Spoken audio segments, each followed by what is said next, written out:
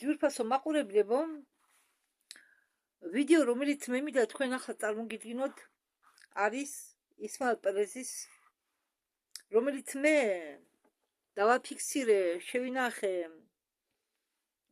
YouTube-ზე 25 წლის 10 ოქტომბერს, მაგრამ ვერ მოვიცალე იმისთვის, რომ ეს ვიდეო გადამეთარგმნა, რადგან სხვა უფრო საინტერესო ვიდეოები, ახალი ვიდეოები მიდოდა გადამეთარგმნა ახალ თემებთან დაკავშირებით, მაგრამ ეს თემა არანაკლები მთავარია. ამიტომ მე დღეს შემოგთავაზეთ ამ თემას, ამ თემებს, რაც ხსნის ისმაილ პერეზი, რადგან ეს ეხება საიდუმლო კოსმოსური პროგრამების ფარულ ისტორიებს, სუპერჯარისკაცებს, ტემპორალურ ომებს და ძველ ღმერთებს. მას დავიწყოთ. 10 წელობის განმავლობაში ის საიდუმლო კოსმოსური პროგრამები, რომლებსაც წარმოდგენა აქვთ ბევრ კვლევარს, ბევრ მსახიობებს და ბევრ ადამიანს, ჩვენ ასკი დაგვასიზმრებოდა ისეთ ხალხს ჰქონდა ეს ინფორმაცია საიდუმლო კოსმოსურ პროგრამებზე და მე ვიტყოდი, რომ დღემდე არსებობდა საიდუმლო რეალობა, რომელიც იყო დაკავშირებული განვითარებული არამიწიერი ტექნოლოგიები, რომელსაც იყენებდნენ ვარსკვლავთა საშორისო კოსმოსურ ოპერაციებში. და ეს პროგრამები აგრეთვე არის დაკავშირებული იმ ვარსკვლავურ თესლებთან, რომლებიც არიან ჩვენთან დღეისთვის მოსულები. და ეს სულები, ეს ვარსკვლავური სულები თავის დნმ-ში ატარებენ იმას, რასაც უწოდებენ სუპერევოლუციურ გენს, სუპერგენს. 40-იანი წლების ბოლოდან ჩვენ ვიცით, რომ ამ ვარსკვლავური თესლების სულები იწყებენ დედამიწაზე განსახიერებას, ანუ დედამიწაზე დაბადებას. და მათი მიზანი იყო დახმარებოდნენ კაცობრიობას და დედამიწას ევოლუციურ განვითარებაში. ისინი მათ თავისში ჰქონდათ ჩადებული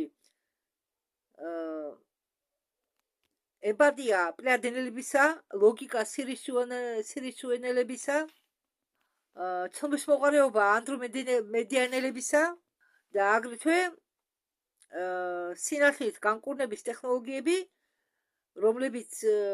რომლებსაც იძლეოდნენ არტურიანელები და არა მხოლოდ ისინი. მაგრამ როდესაც ამათ და სხვა დანარჩენ რასებსო ერთმანეთში უერთიანებთ ერთმანეთს ერთ დნმ-ში, რა გამოდისო ადამიანის ახალი სახეობა, ახალი რასა. გამოდის ახალი ადამიანური პოტენციალი, რომელიც მთავრობები და კორპორატიული სააგენტოები აღიარებდნენ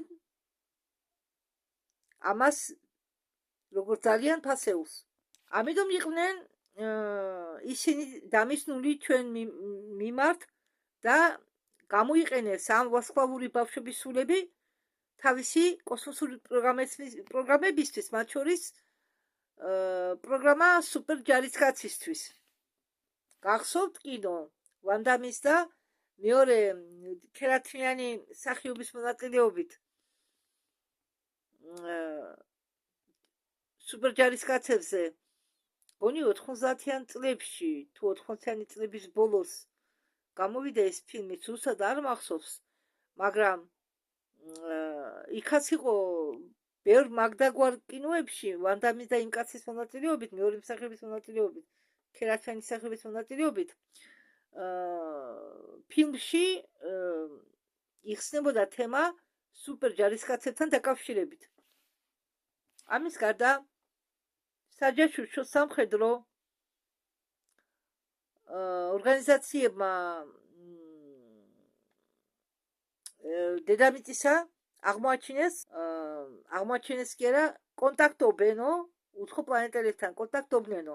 ახლა ეს არა ახლა ეს ამბავი თითქმის ყველა მიცის. გაჩნდაო პარალელური ასე ვთქვათ საექსპერიმენტო დამუშავება საიდუმლო კოსმოსური პროგრამებისა, რაც იყო ნაწილი რაღაცისა, რაც მოქმედებდა არა მხოლოდ მომავალში, არამედ მოქმედებდა წარსულშიც. ჩვენ შევისწავლეთ ძალიან ბევრი უცხოპლანეტარული ტექნოლოგიები. ჩვენ ყველამ ვიცით, რომ კაცობრიობა იკვლევს კოსმოსს, მაგრამ უბრალო ადამიანი ჭურჭელს ზის, უბრალო ადამიანს ვინ რას ეტყვის. და როდესაც მეცნიერები და სამხედრო სტრატეგებმა აღმოაჩინეს, რომ ზოგი ადამიანი ფლობს ექსტრა ორდინალური ფსიქოლოგიური ენერგეტიკული უნარებით და რომლებიც ცხოვრობენ ჩვენ შორის. და მაგათმა დაიწყეს კავშირის მოძიება მასეთი ადამიანებს შორის. და რასაკვირველია, ეს ადამიანები იყვნენ იდენტიფიცირებული როგორც ვარსკვლავური თესლები. პასუხი მაგალითად თუ თქვენამდე თქვენ ჯერ არ იყავით დაყოფილებული პასუხი ვარსკვლავურ თესლებთან დაკავშირებით, რატო ქვია მათ ვარსკვლავური თესლები, რადგან მათ დაარქვეს ვარსკვლავური თესლები კოსმოსური საიდუმლო პროგრამების შედეგად. როდესაც გაუკეთეს მათ იდენტიფიკაცია, ხომ და რაღაც ტერმინთან დაეკავშირებინათ ისინი, რომ გასარკვევი ყოფილიყო და გაუკეთეს იდენტიფიცირება როგორც ვარსკვლავური სულები, ვარსკვლავური თესლები. სპეცსამსახურები რამდენიმე თაობის განმავლობაში დასდევდა ამ ხალხს, უთოთვალებდნენ 50-იან 60-იან წლების დასაწყისში დაიწყო მასეთი ხალხის შეგროვება იმისთვის, რომ ისინი ჩაერთოთ თავიანთ პროგრამებში და ბევრი როგორც სუპერ ჯარისკაცების სახით. ხო და ბევრს ამასთან დაკავშირებით არ გეტყვით, რადგან ამაზე ბევრ ვიდეოებში მაქვს ნათქვამი. თან მაგალითი მოგიყვანეთ პენიბრედლის სახით, რომ იყავდათ ასეთი ბავშვები, ხალხი, უფრო ბავშვები. შემდეგ დაბრუნებისას მათ უბლოკავდნენ მეხსიერებას. და ბევრი ადამიანი, რომლებიც ახლა ცხოვრობენ ჩვეულებრივი ცხოვრებით, არც კი წარმოდგენაც კი არა აქვთ, რომ ოდესღაც იყვნენ გატაცებულები, მართავდნენ კოსმოსურ პროგრამებს, ან კიდევ მონაწილეობდნენ სხვადასხვა პროგრამებში, კოსმოსურ პროგრამებში, რომ დააფრინავდნენ, ან ხდებოდნენ უცხო პლანეტელებს, ან ჰუმანოიდურ რასის წარმომადგენლებს. მათ ათქი შეიძლება სიზღვრად კი ესიზღვრებათ მოგონებების სახით, მაგრამ წარმოდგენაც კი არა აქვთ, იმიტომ რომ მათში ეს ყველაფერი წაშლილია და ცხოვრობენ ჩვეულებრივი ადამიანური ცხოვრებით. ჩვენ შორის მასეთი ხალხი დადის მილიონი, დაწყებული 50-იანი წლიდან, დამთავრებული ჩვენი დღევანდელი დროით. ბევრს რასაკვირველია გექნებათო დეჟავიუ. ეს იმის ნიშანიაო, რომ თქვენ ნაყოფი ხართო კოსმოსურ პროგრამებში. და ეს ხსნის იმას, რომ თქვენ გიზიდავთო ვარსკვლავები, სულ იყურებითო ცაში. მე მაგალითად სულ მიყვართ ცაში ყურება. ადრე ვარსკვლავები იყო, ადრე ჩემ ბავშვობაში, სიღმაწვილეში და იყო სულ ერთიგივე ცა, ოღონდ ეს ცა ტრიალებდა. ეს ნახატი, ვარსკვლავური ნახატი ტრიალებდა, მაგრამ სულ ერთიგივე განლაგება იყო, სულ ერთიგივე განლაგება. ახლა ხოლმე რო ამხედავ ზევით, როდესაც კატარაქტის ოპერაცია გავიკეთე, ახალ გაკეთებულზე ისე კარგად ვხედავდი ყველაფერს, და ისევ არამერია უსათვალეთ. ახლა ისე ბევრ ვხედავ, მაგრამ თავარია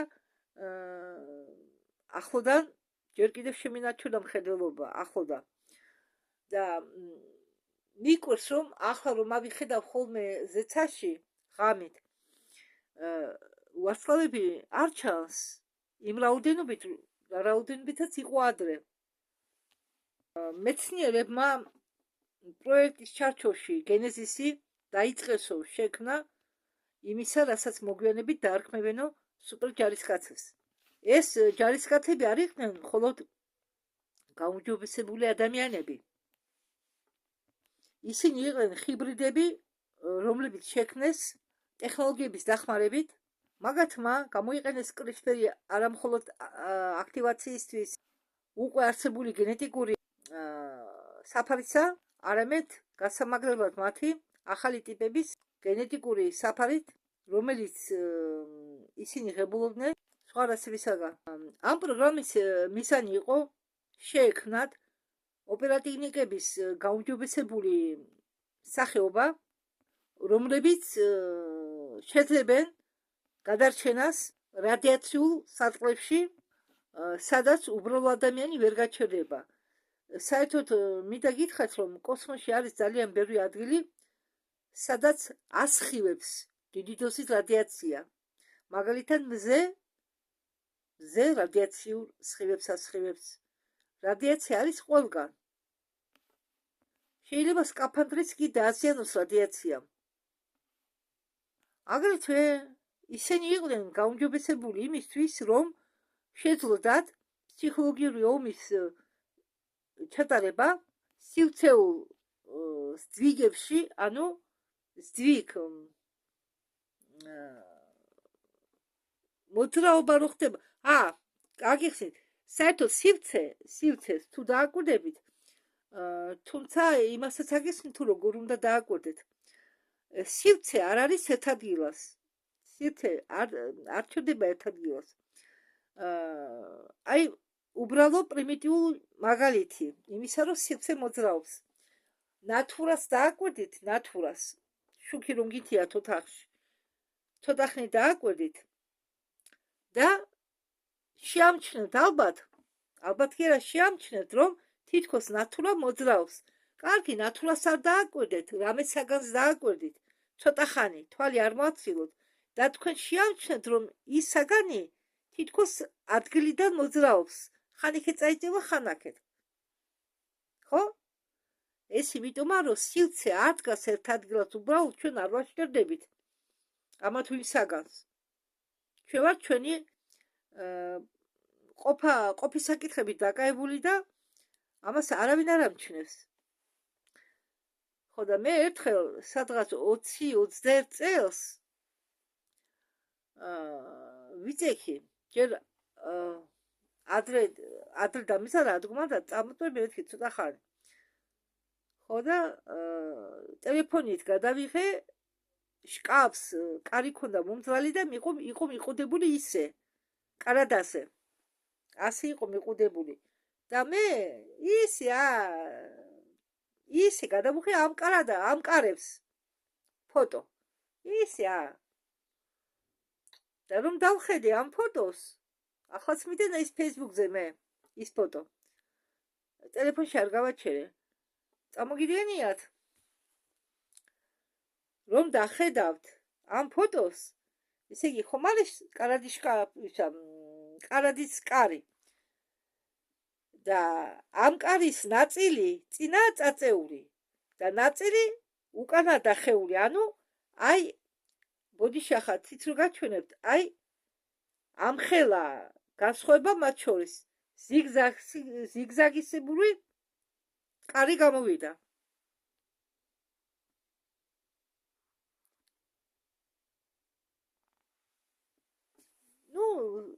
საკმარისად მოჩანს განსხვავება. მე მაშინ ამის ახსნა არ ქონდა. მაგრამ მოგვიანებით მიხვდი. ამ დროს მოხდა სივრცის შეცვლა ადგილიდან, ასე თქვა, განძრევა და ჩვენ ხომ ეს საგნები ხომ ვიბრაციებია. კი, კრივი საგანია კარადის ფანერი, ან მასალა რისგანაც გაკეთებულია, მაგრამ ეს ვიბრაცია, ჩვენ ყველანი ვართ ვიბრაციები. ყველანი ვართ ვიბრაციები. ბევრ ამ სუპერჯარისკაცებს ამზადებდნენ იმისთვის, რომ ისინი გახტარიყვნენ სუპერ ადამიანები.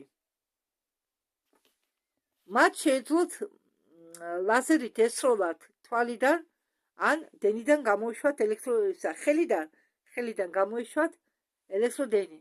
ამ სუპერ ჯარისკაცების სხვადასხვა ქვეგანაყოფები ყოფილა. მოდით დავუბრუნდეთო ადრინდელ პროგრამებს, მაგალითათო სახელწოდებით ვარსკვლავური კარიბჭეები, ალბათ ვცვენიათო ამ პროგრამაზე. ეს პროგრამა იყო დაკავშირებული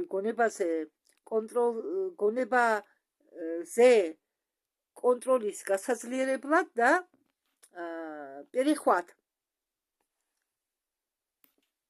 პროგრამა перехват. რუსულ ენაში ამ სიტყვის სწორი თარგმანი არ არსებობს. იქ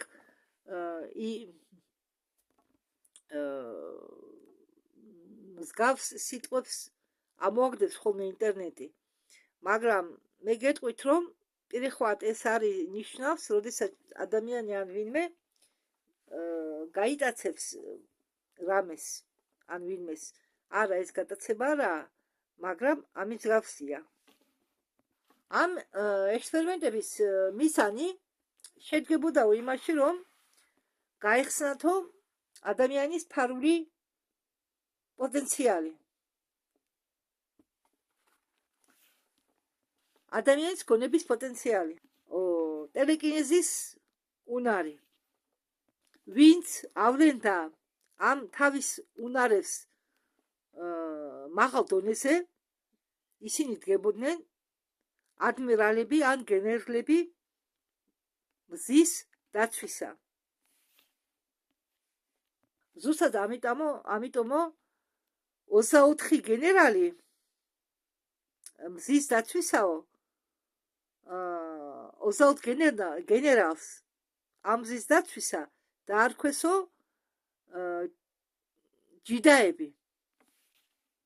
ისინი იყვნენ ნამდვილი ჯიდაები, მათ შეეძლოთო საგნების გადაადგილება ისე თითქოს თავისი დაფრინავენო, თავისი გადაადგილდებიანო, აგრეთვე შეეძლოთ სკულპტურების გადაადგილება.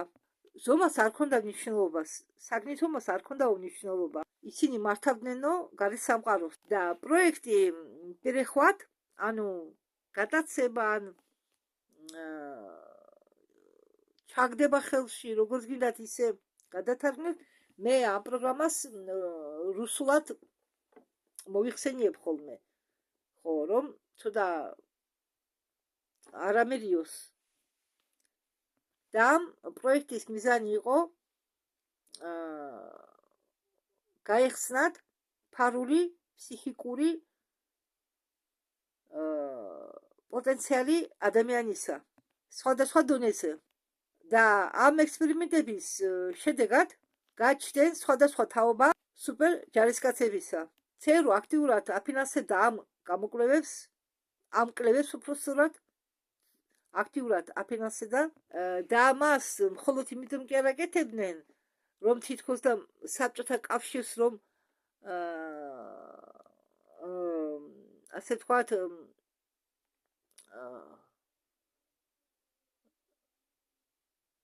საბჭოთა კავშირისგან დაეცვათ თავი. არა მხოლოდ ამიტომ. არამედ მიზანი, ნამდვილი მიზეზი ამ ყველაფრისა იყო სულ სხვა. ისინი ქმნიდნენ ჯარისკაცებს, რომლებსაც შეეძლოთო ზეგავლენა ეკონიათო მატერიაზე და რეალობაზე კვანტურ დონეზეო.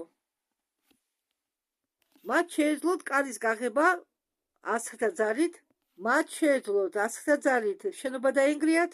პროექტ ვარსკვლავური კარიბჭეები იყო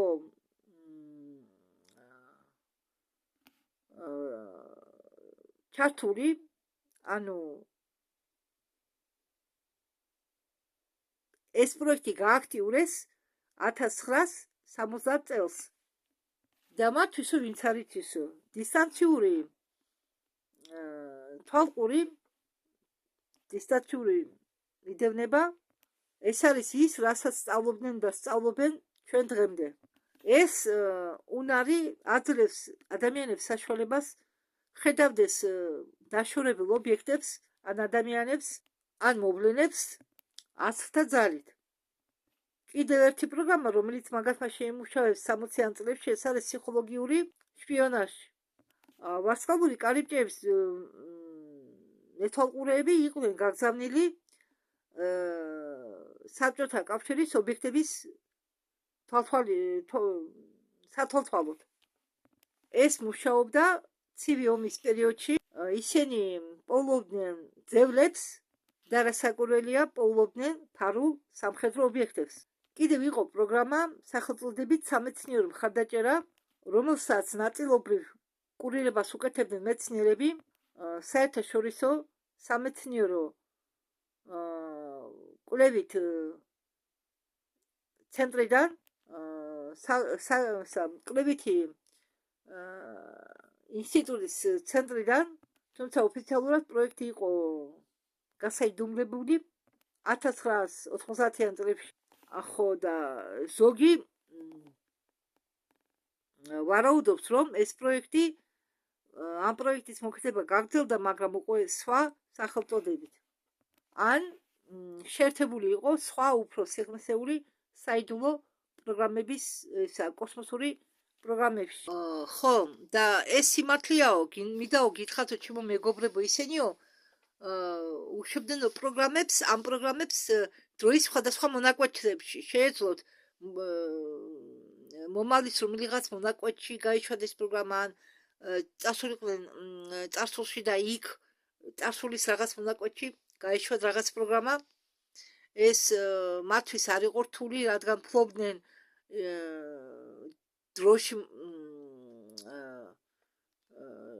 დროის მანქნით, ან კიდევ სხვა რაღაც ტექნოლოგიებით, რომლითაც შეეძლოთ ნებისმიერ დროში და ნებისმიერ წერტილში მოგზაურობა. და მოქონდათ იქედან დნმ იმისთვის, რომ შეექმნათ ახლანდელ დროში, რომელშიც ისინი ცხოვრობდნენ, ახალი ორგანიზმი, ახალი ჯარისკაცი. ამ სუპერ ჯარისკაცების პროგრამას ჰქონდა რამდენიმე დონე და ამ დონეს ჰქონდა რამდენიმე განსხვავება. ითვლება, რომ სუპერ ჯარისკაცების პირველი თაობისთვის იყენებოდა ხელსაწყოები ტვინის ტალღების სინქრონიზაციისთვის, ინტუიციის გამაძლიერებლები, მეხსიერების გამაძლიერებლები და ემპათიური უნარების გამაძლიერებლები. აგრეთვე მათ ასწავლიდნენ გაცნობიერებულ სიზმრებს, ასტრალურ პროექციებს, ისე რა ასწავლიდნენ აგრეთვე შეცვლილი ცნობიერების, მდგომარეობის კონტროლს. როგორ შეიძლება ხო ცნობიერება სხვამ გააკონტროლოს, მაგრამ ამის ტექნოლოგიებიც ჰქონდათ. აგრეთვე გამოავლინეს თანამშრომლები, რომლებიც იყვნენ ამ საქმეებში გარეული. ყველა თანამშრომლები იყვნენ გაძლიერებული გენეტიკური გამაძლიერებლებით, რომ უკეთესად ემუშავათ და ბევრი პროგრამები, ზოგადი პროგრამები იყენებდნენ ჰიბრიდიზაციის პროტოკოლს.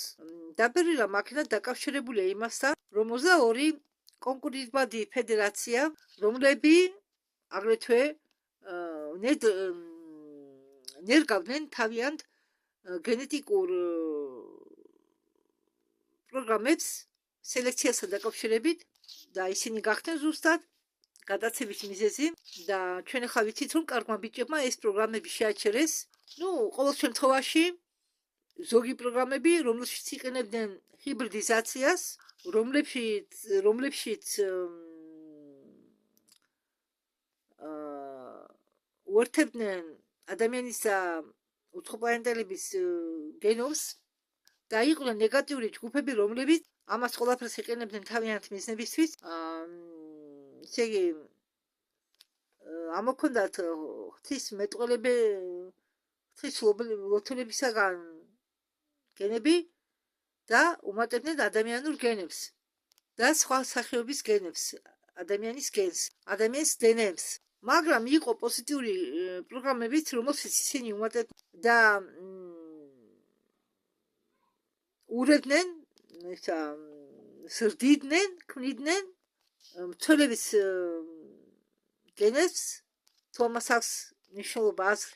აგრეთვე ბევრი ვარჯიშის გეგმაში შედიოდა კოგნიტიური ვარჯიშები, იყენებდნენ ფსიქოლოგიური მომზადების ტექნოლოგიას, რომლის მეშვეობით ხდებოდა შიშის ჩახშობა, ხდებოდა კონცენტრაციის და მეხსიერების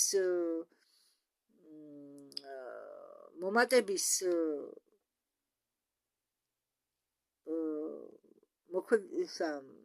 ხო ტექნოლოგიების გამოყენება, რომლებიც მომატებდა კონცენტრაციას და მეხსიერებას სტრესული შეხვედრების დროს არამიტიერ არსებებთან.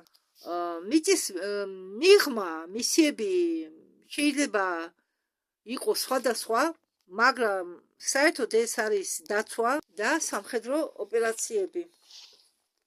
მიწის და ასტეროიდების სარტყლის შორის მდებარეობს განაყოფი, ზიანი დაცვა, სახელწოდებით წყინავი დიდება. ასტეროიდების ველის და გარეთა სარტყლის შორის გონიო არისო განლაგებული გარე საზღვარი ჩვენი მზის სისტემისა და იქაც არის კიდევ ერთი მზის დაცვა. ისინი პატრულირებას უკეთებენ ამ მონაკვეთს. ნებისმიერ შემთხვევაში ზოგი მათი მისია დედამიწის მიღმა, რა ვიცი როგორ. მაგალითად როგორც ბაზებზე, მარსის ბაზებზე, მთვარის ბაზებზე სამხედრო ოპერაციები, რომლებსაც ატარებდნენ ამ ბაზებიდან, ანუ მარსის და მთვარის ბაზებიდან. სამხედრო ოპერაციებიო ტარდებოდაო ეგრეთ წოდებულ ტაქტიკურ წერტილში მთვარეზეო და მთავარ მარსიანულ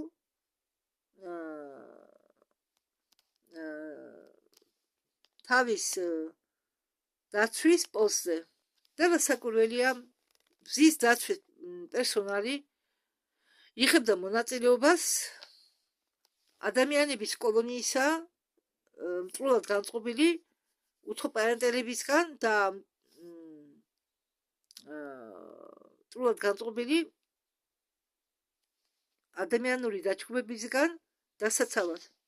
მაშინ ხალხმა მზის დაცვიდან დაიწყეს გამოყოფა იმათგან, ვინც მუშაობდა საგალაქტიკო საბჭოსთან, რადგან მაგათმა გაიგეს, რომ სუპერ ჯარისკაცების გამოყენების მაგივრად, რომლებიც გამოყენება მათ საწყისში უნდოდა დედამიწის დასაპყრობად, დიახ, თავიდან იყო მისია, თავიდან გერმანელებსაც ჰქონდათ მისია, დრაკონელების დახმარებით დაებრუნათ დედამიწა.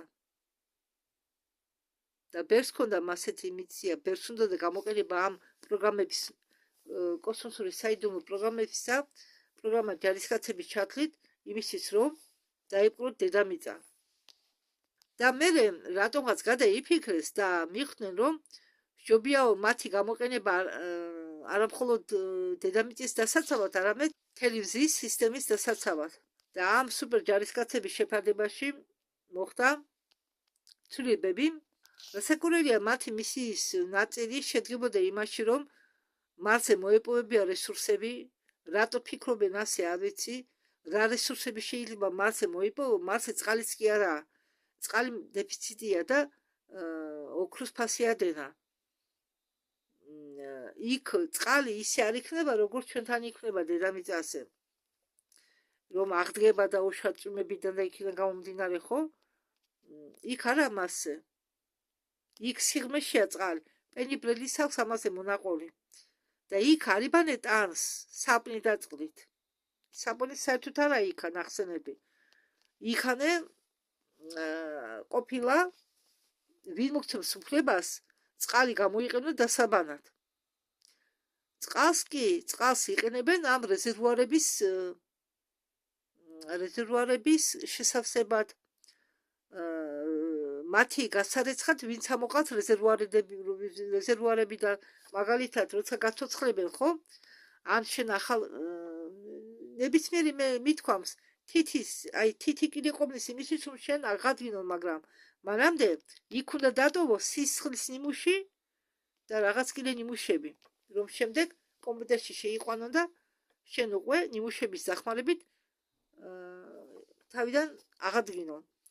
ხო და პენიბრელისავს ნათქვამი იქანიო არისო ხმაზე დაფუძნებული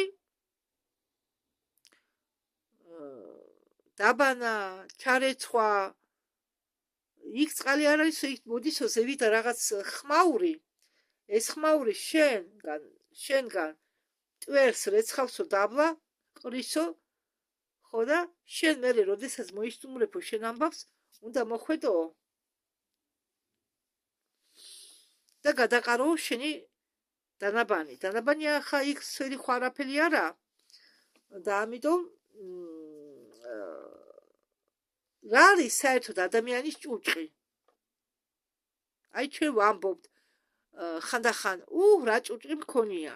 1-2 კვირა რომ ვერ დაიბან დაუშვათ. ცუდი ამინდების გამო ან უწყლობის გადგლას ხომა. ნუ გასაცხელებელი არა გავს მაგალითად კი, ახლა თავს კი იწესებიათ, მაგრამ ახლა დღეს ჩვენ რომ მიჩული ვართ დილას საღამოს შხაპის მიღებას. სად იყო ეს ადრე? ადრე არ იყო, ადრე საპუნებიც კი არ იყო. და დამაინტერესა ამ საკითხმა.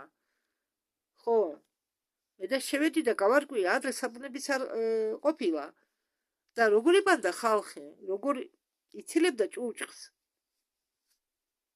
ან სად იყო ადრე შხაპები, საშხაპეები, ხალხი დასაბანად მიდიოდნენ მდინარეში უსაფნოდ. მდინარეში მიდიოდნენ და მე მახსოვს რომ ბითოლაჩევს აქვს ნათქვამი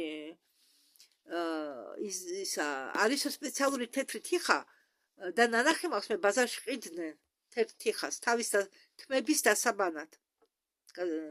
იმიტომ რომ ასუფთავეს თურმე თმებს. და თურმე ეს ადრე ხომ შეშებს ხმარობდნენ ეს შეშის ზალა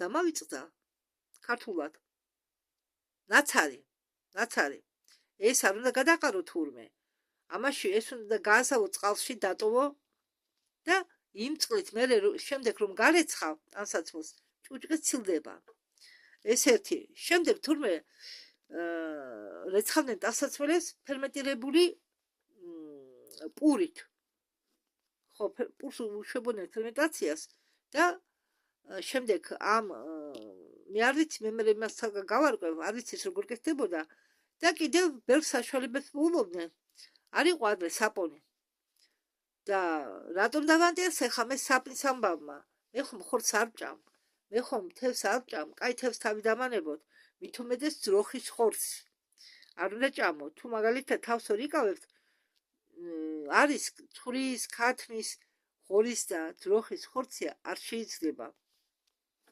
ხო მაგალითად ხო უცებ ვერ მეატოვებს ადამიანი ნუ მე ყოველდღურად სავჭამდი ხორცს ხორესა ქათმები შედაგვიჭავა ტურებმა და მელიებმა ჩემი დედი ნაცვალი დაკლავდა დაუშვათ ქათამს ამ მამალს გააკეთებდა ნახევარს და ნახევარს მაცივარში ჩადებდა ერთი თვით იმ ნახევარსაც ეკონომიურად ესა გვაჭვევდა რომ ერთი კვირა არ გაეკეთებია საჭველი იდო მაცივარში და ქათმებს ჭამდა მელიები და ტურები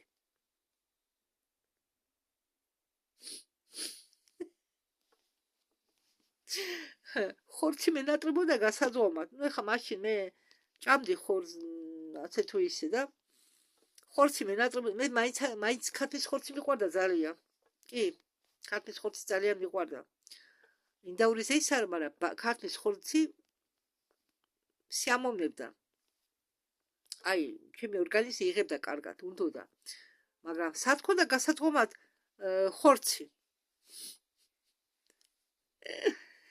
ჯერ ძროხები როყავდა მე ფხნილს ყიდულობდი გალში თუნდაც ორი ძროხა იწოლიდა არ მაქნდა საქაშეთ ძეს მაწოს რო ჩარასხამდა იმასაც ზომავდა ზედმეტი არ მოსულდა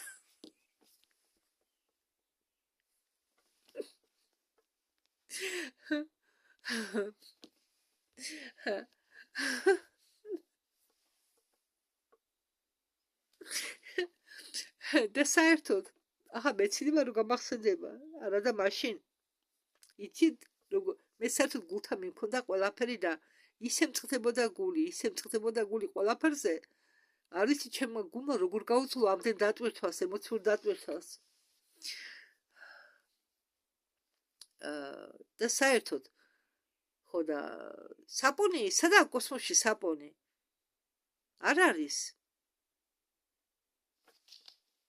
და ზის სისტემის ბევრ პლანეტაზე, ასტეროიდებზე უბრალოდ იყო გაშენებული горнодобывающие предприятия. горнодобывающие ერთი წუთით ნახავ ახლა. სამთო საწარმო. სადაც ეძებდნენ მინერალებს და ეგზოტიკურ მასალებს. და ეს გაუმჯობესებული ადამიანები ერთ-ერთ კაცები ეხმარებოდა ამათ ამ ნივთიერებების მოპოვებაში და მუშაობდნენ ისეთ ადგილებში, სადაც ადამიანის გასვლა იყო საშიში, ან შეეძლო ადამიანის ერისხვეპლა. და ეს გაუმჯობესებული ჯარისკაცები მიდიოდნენ ამათ მაგივრად. მათ ამ ოპერატივნიკებს ყველაფერს ასწავლიდნენ. კიდევ იყო ერთი კოსმოსური პროგრამა სახელწოდებით მუხა, დუბ, რომელიც იყო შემუშავებული იმისთვის, რომ ძველი ღმერთები გაეცოცხლებინათ. ახლა სანამ გავაგრძელებ, მინდა აგიხსნათ თუ რა იგულისხმება სიტყვაში ღმერთები. აქ არ იგულისხმება ის ღმერთი, რომელსაც თემენ თაყვანს. არა. ღმერთებად მე ბევრჯერ მithქვამს, ღმერთი არის არა სათაყვანისმცემლო პიროვნება, არამედ არის უცხო პლანეტელი, რომელიც ჩვენთან ერთდროს მოვიდა, გვასწავლა რაღაცები, ხალხმა ხალხი არ იყო პრიმიტიული, განვითარებული ხალხი იყო, მაგრამ კატაკლიზმების შემდეგ ისევ ქვის ხანას უბრუნდებოდა ეს ხალხი და ხდებოდა პრიმიტიული. ანუ ველურდებოდა. და თქვენ ახლა წარმოიდგინეთ გაველურებული ახალი თაობა, რომლებიც არ იცნობენ ამათ, ნახავენ ეს ღმერთები, ეს უცხო პლანეტელები, ესენი ხო კარგად განვითარებული იყვნენ ტექნოლოგიურად და ისეთი იარაღები ჰქონდათ, ხან ელვას, ხან ქუხილს გამოსცემდნენ, ხან ისა ცეცხლი მოსდიოდა. მეც რას როგორ ვერ მიხვდი ამას? მეც 90-იან წლებში ხო დაიწყო ისა სიარული დაიწყეს იღვაცონწმებმა, კრიშნაიდებმა, კიდე ვიღაცებმა და ბიბლიას ხადაგებდნენ, ხო? და მე ეს ბიბლია მაქვს 7 ჯერ წაკითხული. 7 ჯერ და მე ვერ მიხვდი უბრალოდ, ვერ მიხვდი. როგორ ვერ მიხვდი იმას, რომ იქ ვკითხულობ, რომ ჩიტს უწოდებდა ხალხი კოსმოსურ ხომალდს. ჩიტი დაეშვა მიწაზე, რკინის ფეხებზე. აი, რას ნიშნავს, როცა შენ ფანატიკურად და ბრმად ენდობი რამეს, ან ვინმეს. ჩიტი დაეშვა მიწაზე, რკინის ფეხები ქონდაო ჩიტს და გამოსცემდაო ცეცხლს. მე ხომ არ ვიცოდი. მე ხომ არ ვიცოდი რა ხდებოდა სინამდვილეში. არ ვიცოდი ხომალდებზე, არ ვიცოდი უცხო პლანეტელებზე, არ ვიცოდი საერთოდ კოსმოსურ ცხოვრებაზე არაფერი. და მე ამას კითხულობდი პირდაპირ გაგებით. 7 ჯერ მაქვს ბიბლია წაკითხული. და მე კითხულობ ბიბლიას, ესე იგი ვითარდები სულიერად. ამიტომ ამბობ. რელიგია არის მახე. რელიგია ცდილობს მრევლი შეკავოს განვითარებაში. საერთოდ არ სჭირდება რელიგიის ლიდერებს ადამიანი რომ განვითარდეს და ზედმეტი კითხვა დასვან. აბა რომ მივიდი ახლა მე ხუდელთან და დაუსვა რამდენიმე შეკითხვა, არ ესიამოვნება. შეიძლება ახლა გიპასუხოს თუ არ გაგლანძღა. არა მგონია შეხვდა იღოვას მოწმე პოლიკლინიკაში. როგორც კი არ მოეწოდა ჩემი პასუხი, იმ წუთასვე განაცხადზე გადავიდა. განაცხადა როგორ ახლა ძალიან ისეთ მიპასუხა. მე მოუბრუნდი და ვუთხარი. იქით გაკიდე მეორე ქალი. შენ ხომ გიდა რომ შენი აზრი მოისმინოსა და ახლა მე რო ამას ყველაფერს ყვები, მე არა ვარ იეჰოვას მოწმე. არა ვარ არც ერთი რელიგიის წარმომადგენელი, მაგრამ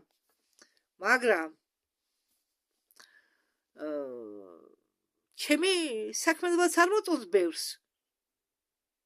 მე არ ვქადაგებ არც რელიგიას, არ ვქადაგებ არც რამეს არაფერს არ ვქადაგებ. მე უბრალოდ ყვები, ვთარგმნი იმ ამბებს, რეალურ ამბებს, რომლებიც ხდება სამყაროში. კი, ბევრი ღრმა მორწმუნე, რომლებსაც სწამთ თავისი წმენი, თავისი ღმერთისა, არის ძალიან ბევრი მასეთი, მაგრამ სამწუხაროდ ეს იმას არ ნიშნავს, რომ თქვენ მე უნდა მიკარნახოთ თუ რა ვილაპარაკო და რა არა.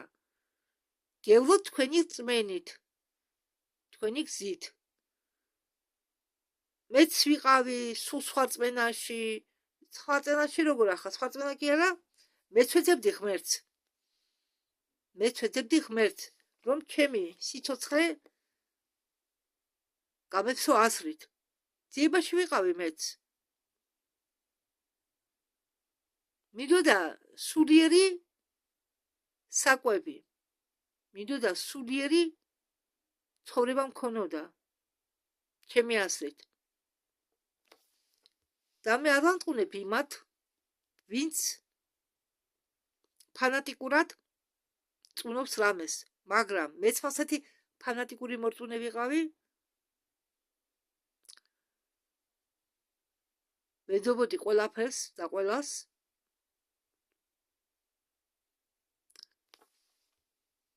და ადამიანი, ასეთი ადამიანი მეუბნება, შენო, არა, ხო ვამბობ მე ახლა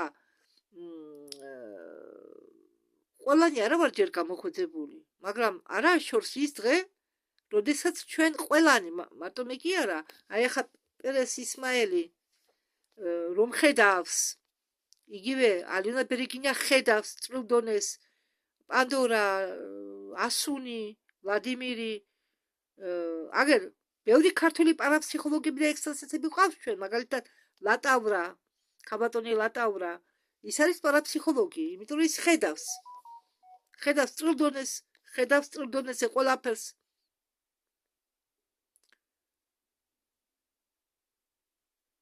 ასეთი ადამიანები არ იტყუებიან. იცით რა, მე არ მინდა თქვენ გული გაგიტეხოთ, ვისაც ნამდვილად ღრმად გწამთ რაღაცის, მაგრამ დადგება დრო და არც ის შორს არის ის დრო, როდესაც რელიგიები საერთოდ გაუქმდება დედამიწაზე, არ იარსებებს.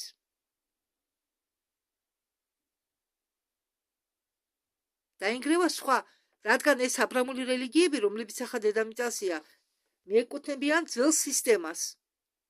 ანუ ისინიც აკონტროლებდნენ ხალხს, ისინი შეიქმნა ხალხის გასაკონტროლებლად და სამართავად. და ამიტომ ამ ძველ სისტემას, როდესაც ბოლო მოიხება, რელიგიებსაც მოიხება ბოლო. არა, მე არ ვარყოფ არც თიშობელ მარიამს, არც იესო ქრისტეს, ისინი იყვნენ. არა, არც მათ მოციქულებს არ ვარყოფ, მაგრამ რელიგიის სახით თან იესო ქრისტეს რელიგია არ მოუტანია დედამიწაზე და არც არავისი ცოდვები გამოუსხიდია. არა. ჩვენ ადამიანებმა იმდენჯერ ვიყავით ადამიანები რეინკარნაციაში, რომ ქვეყანა ცოდვები მოვიკიდეთ, სანამ ახლა ამჟამად ამ მდგომარეობაში, ამ განსახლებაში მოვედით.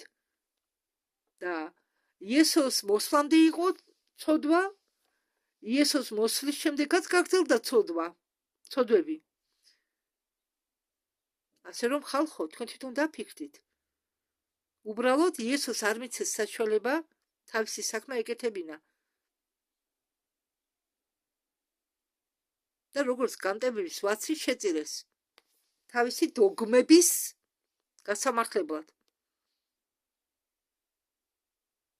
და მარია მაგდალენა არ იყო მეძავი. მარია მაგდალენა გახდა რა ვიცი, ამას მე ვერ დავამტკიცებ, მაგრამ მარია მაგდალენა არ იყო მეძავი. ზოგი ვერსიით მარია მაგდალენა იყო იესოს მეუღლე, მაგრამ მე ვიცი სხვა ვერსია და ვნახე ინტერნეტში ეკლესია სადღაც იაპონიის ერთ კუნძულზე არის სასაფლაო იესოსი და მისი ძმის. იესომ იქ შექმნაო ოჯახი, ნუ არის მე ხამას ვერ დავამტკიცებ იესოსთან დაკავშირებით რა როგორ რა და ბევრი იესოები იყო. ქრისტე იყო ერთი და ბევრი იესოები იყო. იესო და ქრისტე სხვადასხვა ყოფილა. იესო ეს სახელია, ქრისტე მესია. კარგი, მოდი ახლა გავაგრძელოთ. ცოტა გამიგრძელდა არ ყოფნა. ხო, მომიწია შეჩერება ჩაწერის. ახლა გავაგრძელოთ. აგრეთვე ოპერატიკები ამ ჯარისკაცებს, როგორც მათ უწოდებენ ოპერატიკებს,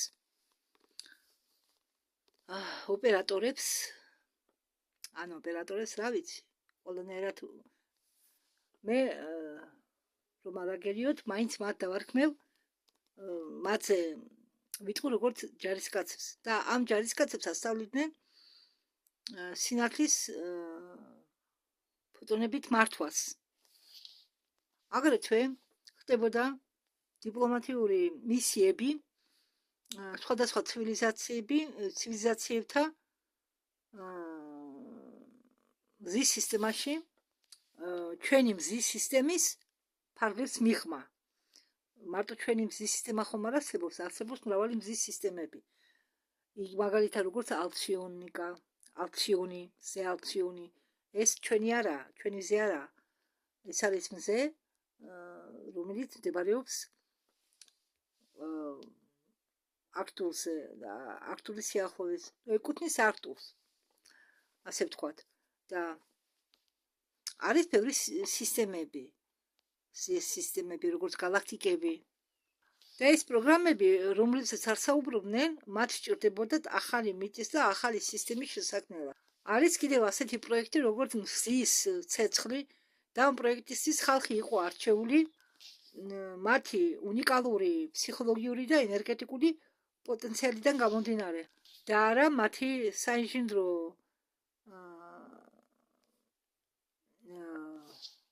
განათლების გამო ან რამე საბრძოლო უნარის გამო. და ის ხალხი, ვინც მონაწილეობდა ამ პროგრამაში, მაგათმა გაიარეს ინტენსიური წყობა ფოტონებზე. ეს არის პროცესი, რომელიც აწყობს ორგანიზმის ენერგეტიკულ სისტემებს მზის სიხშირეებზე.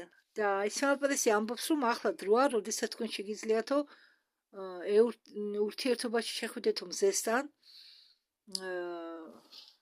და მის ენერგიებთან.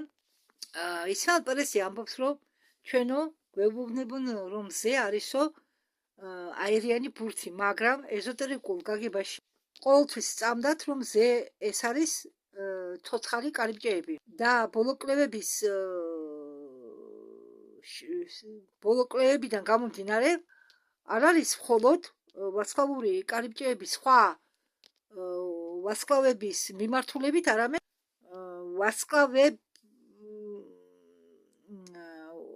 ვარსკვლავების მიმართულებით და galaktikების მიმართულებითაც.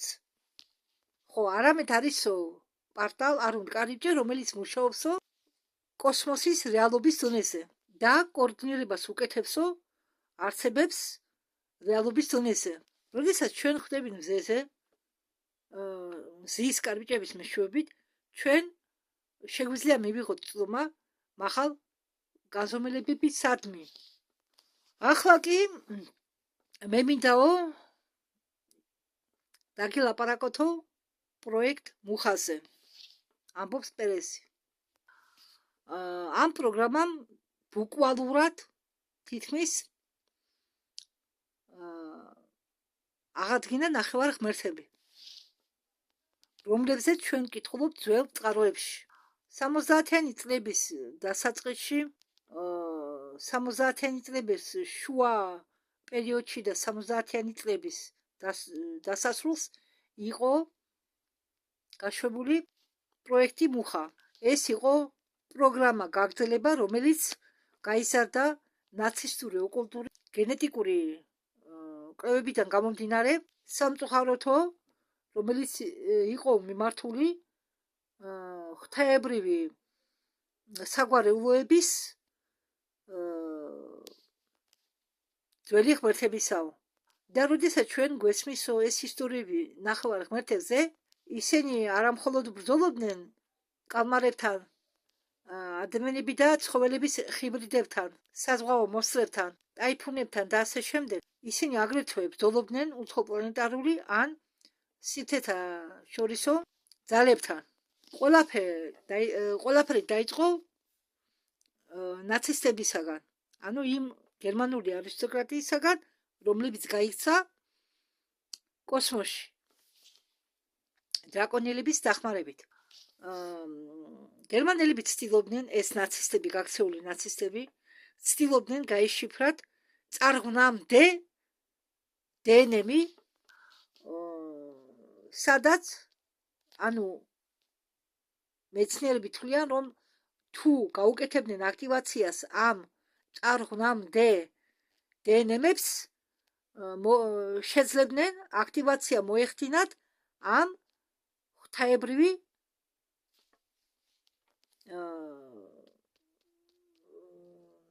რგოლებისა, რომლებიც პასუხს აგებენ ადამიანის სუპერ უნარების ძალებზე. ამაში შედის ტელეკინეზი, ტელეპათია და ასე შემდეგ. ამის შედეგად გაჩნდა ჰიბრიდები, რომლებიც მოგზაურობდნენ დროში, ისინი მიემგზავრებოდნენ წარსულში, იმისთვის რომ ამოიღოთ სოლომონის გენები, აქილესის გენები, გერაკლის გენები და სხვა ნახევარ ღმერთებისა და შემდეგ მიჰქონდათ ეს დნმ-ის ასე ვთქვათ ამოღებული ნიმუში უკან კი არა, ისე მომავალში. ეს ხდებოდა 1970-იან წლებში. ის ჰიბრიდები, რომლებიც გაჩნდა ამ ექსპერიმენტის შედეგად, იყვნენ მიფებად დარჩენილები ამ საიდუმლო კოსმოსურ პროგრამაში გასაიდუმლებულ მდგომარეობაში. ისინი გამოიყურებიან ეს ჰიბრიდები როგორც ადამიანები, მაგრამ შედიან რეზონანსში კოსმოსურ სიხშირეებთან. პერესი ამბობს, რომ იყო ერთი დროის ხაზი, სადაც დრაკონელის ჰქონდათ დაგეგმილი დედამიწაზე შემოჭრა. ამიტომ იყო ინიციირებული პროექტი მუხა. მეგობრებო, ძალიან საინტერესოა, რომ მომავალიც და წარსულიც ერთდროულად ხდება ჩვენ დროში ამ წყალში. და ეს ჩამოგავსო ერთ-იგივე დრამას, მაგრამ სხვადასხვა პერიოდებში. ეს პროექტი არის ერთ-ერთი ძალიან საიდუმლო და ბნელი პროექტი ყველა პროექტებიდან გამომდინარე. შედარებით, ყველა პროექტებთან შედარებით. ეს პროექტი განვითარდა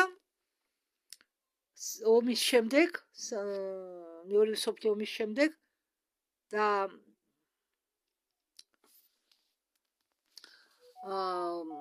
შეიქმნა ანანერბე, რომელიც იყო ნაცისტური ოკულტური პროგრამის გაგრძელება.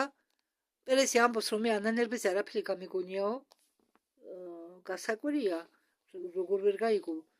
ბევრი სადერმა იცის ანანერბეს შესახებ. მე გამიგონია და მე მაქვს ერთ ვიდეო დადებული, სადაც ამ ჯეიმს რინკის, რომელიც მოკვდა გულის შეტევით, სტუმრად ყავს ერთი ინსაიდერი, რომელიც წყვება ამ ნაცისტურ რეხებზე მე მრავლობითში რატო ვამბობ? ჯერ იყო მესამე, მეოთხე, მერე მეხუთე, მეექვსე რეხი, ამიტომ ვამბობ მრავლობითში. ხო, ანანერბე ეს არის გერმანელების ეზოთერიკური საზოგადოება, როდესაც წააგეს ომი, უბრალოდ ომი არ წაუიათ გერმანელებს, წააგო მისმა მხოლოდ ნახევარმა რაღაც ნაწილზე მეტმა, ესენი გაიქცნენ, როგორც გითხარით, ანტარქტიდაში ჯერ, შემდეგ დრაკონელების დახმარებით გაიქცნენ, გაფრინდნენ კოსმოსში. შეიძლება არ გაფრინდნენ, შეიძლება კარბიჭებით გავიდნენ. და მინდა ეს ნათქვამი მაქვს მე, მაგრამ მაინც მინდა კიდევ ერთხელ გავიმეორო, რომ ის გერმანელები, რომლებიც ახლა იმყოფებიან კოსმოსში, არიან სულთა არიული სისხლის. მათში არანაირი რეპტილოიდური შინაარევები, როგორიც გაგვაჩნია ჩვენ ძველ თაობას.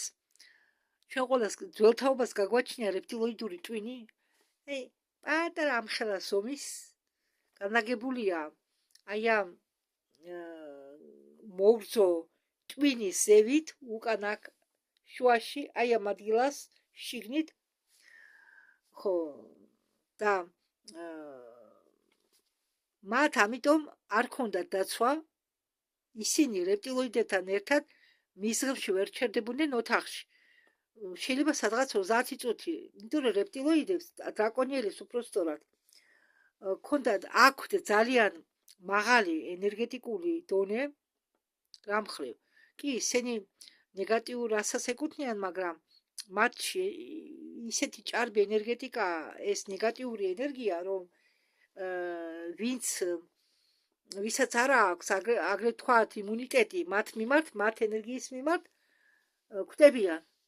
იმიტომ რომ ისინი კლავენ ძალით, ისინი არ კლავენ, მაგრამ მათთან ვერ გაჩერდება უბრალო ადამიანი, რომელსაც არ გააჩნია იმუნიტეტი მათ მიმართ. ასეთი იმუნიტეტი გააჩნიათ მხოლოდ დედამიწელებს, ის კიდე ყველას არა.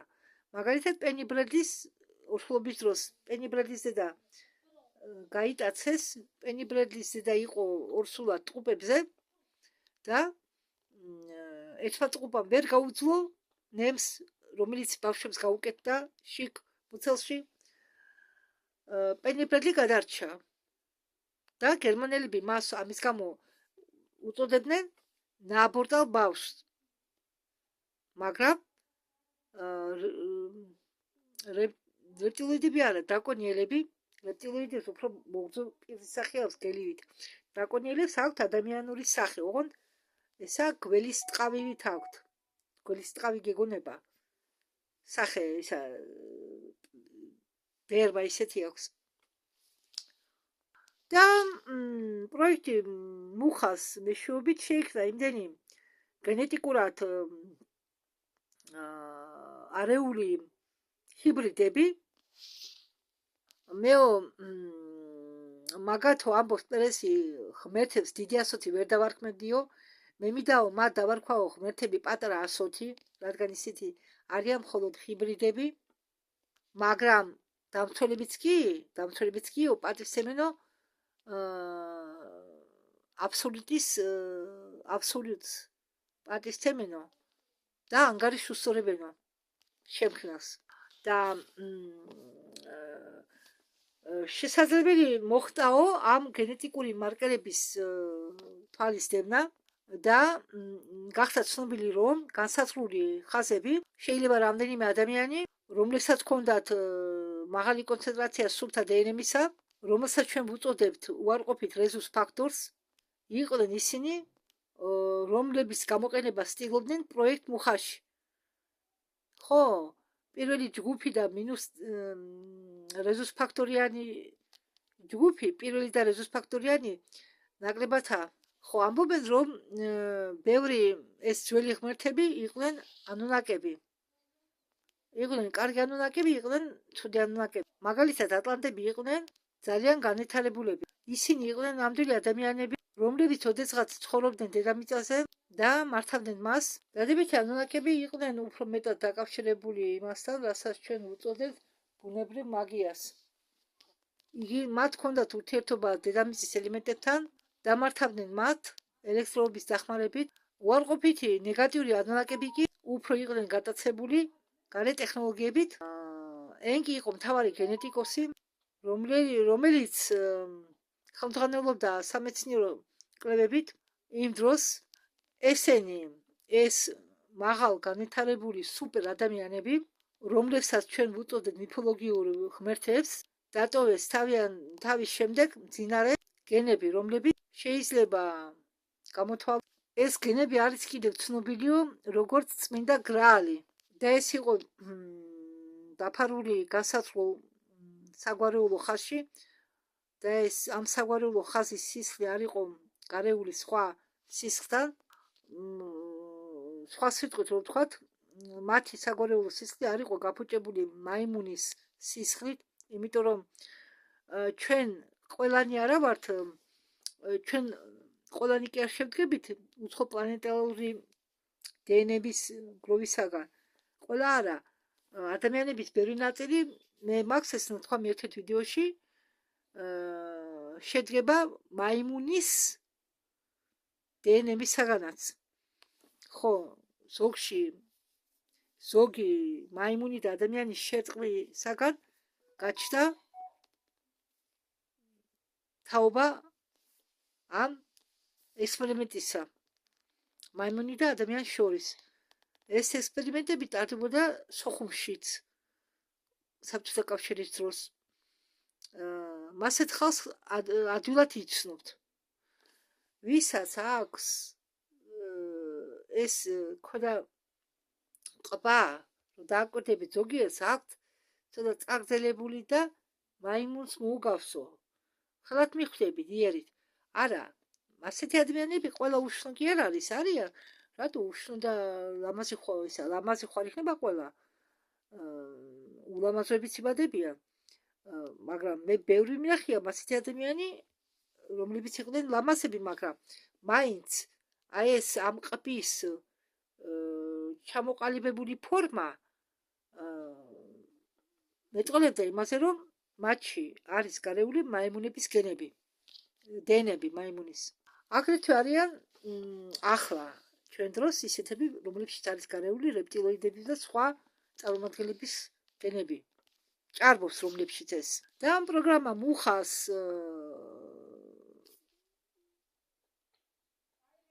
თანახმად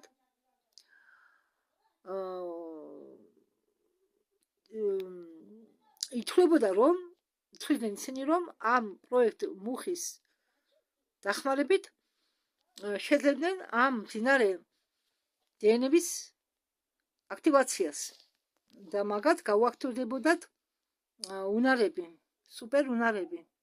კი, ჯერ არის კიდე მეხსიერებაში ადგილი.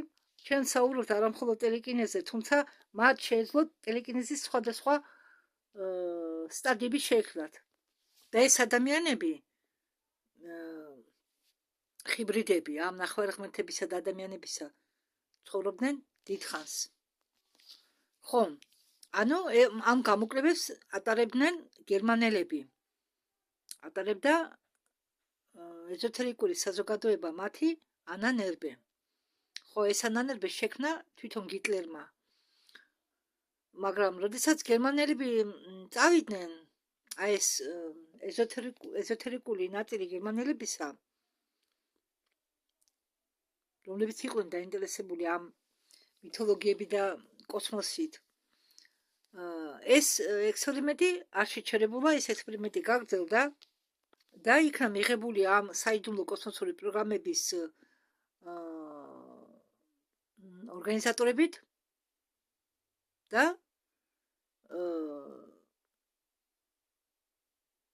ოღონდ ახალი სახელწოდებით სკრეპკა, რაც ნიშნავს, რომ გადათარგმნ რუსულიდან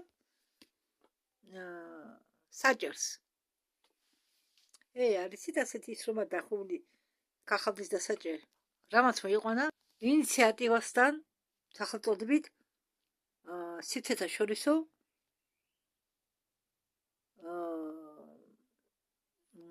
საერთო კონგლომერატი.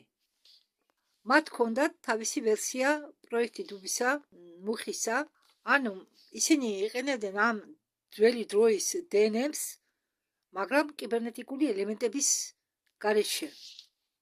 რადგან ამ უცხო პლანეტელებს, რომლებმაც მიიღეს ეს პროგრამა გაიტანეს კოსმოსში, მათ არ უნდათ ისეთი ადამიანების შექმნა, რომლებიც იქნებოდნენ კიბერ ნისებულები, რადგან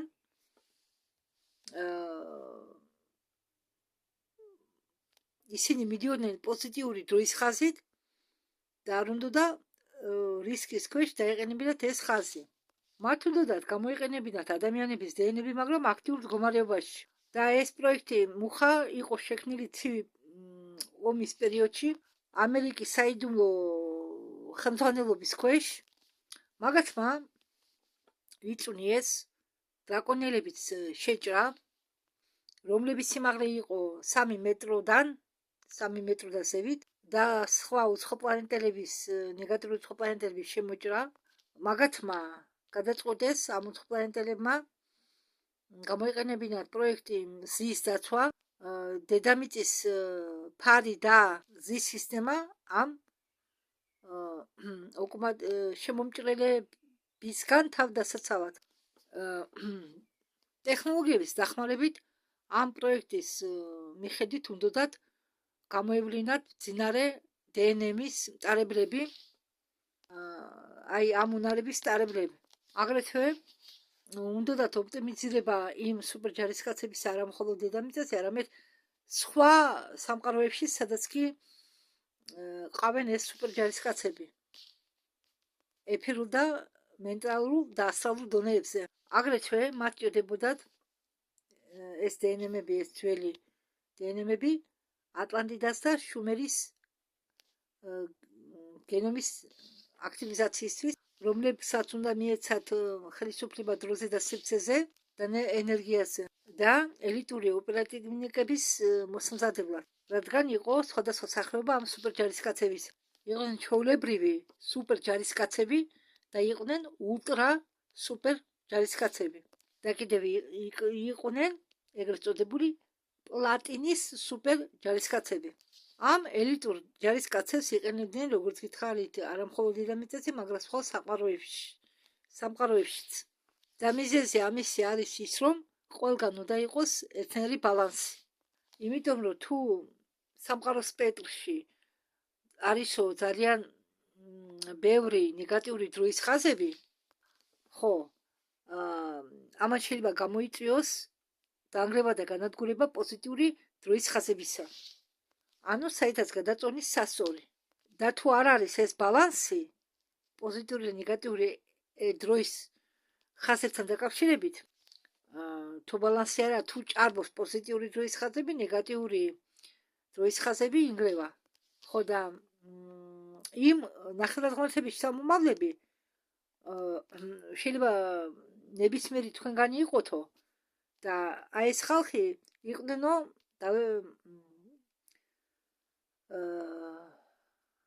დაქირავებული არა, ხო, მოწვეულები თავიანთ პროგრამებში. ამ დროის მოგზაურობის ტექნოლოგიებით ისინი აგრეთვე მოგზაურობდნენ ეგვიპტეში, ძველ ეგვიპტეში, ლემურიაში, ძველ ატლანტიდაში იმისთვის, რომ შეხვედროდნენ ამ ნახევარ ღმერთებს. და ყოველჯერზე ისინი იღებდნენო დნმ-ის ნიმუშებს. ისინი მოგზაურობდნენ დროში იქით-აქეთ, სანამ არ შექმნეს ისეთი სუპერჯარისკაცი, რომელსაც ჰქონდა უნარი ძველი ნახევარ ღმერთებისა. უпростоრად უნარები. ძველი ნახევარ ღმერთებისა. და ეს ყველაფერიო, რაც ხდებოდაო ამ პროექტებთან დაკავშირებით, როგორც კრებკა, როგორც მუხა, ეს ყველაფერი კეთდებოდაო იმისთვის, რომ შეენარჩუნებიათო პოზიტიური დროის ხაზი. ჩვენ დედამიწაზეც. ხო და ახლა ეს სუპერჯარისკაცები, რომლებიც შექმნეს, იყო განაწილებული მთელი კოსმოსის მასშტაბით. და ამათ მხოლოდ საბრძოლო უნარები კი არ მიიღეს, არამედ ამათმა მიიღეს, მათ ასწავლეს და ზოგი უმრავლესოდ მიიღეს ეს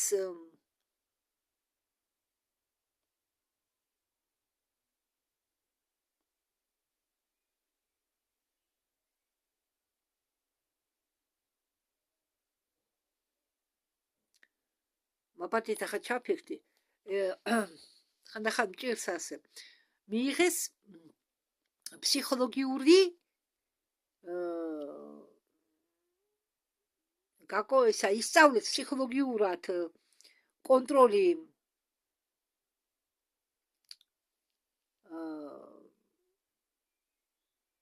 ხელოვნური ინტელექტისა, დრაკონიელებისა, ეგენი ხო ძლავრები არიან და ძლიერები არიან, რადგან მათში ძველი ღმერთების დნმ-ია. ხო და ამ ჯარისკაცებს უწევდათ სულის ფრაგმენტაცია იმისთვის, რომ სხვადასხვა დროის განაყოფებში ყოფილიყვნენ ერთდროულად.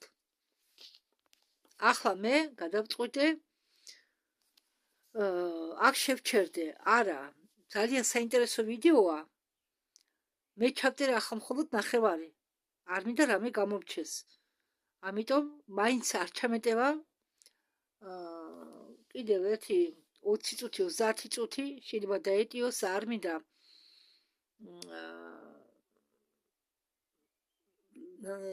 სიჩვარის გამო რაღაცა გამომრჩეს და ამიტომ გადავწყვიტე ეს ნაწილი გამოვშვა ახლა და შემდეგი მეორე ნაწილს გამოვშვე ხვალისთვის. და ძალიან საინტერესო თემაა, ძალიან დროებით. მადლობა ყურადღებისთვის.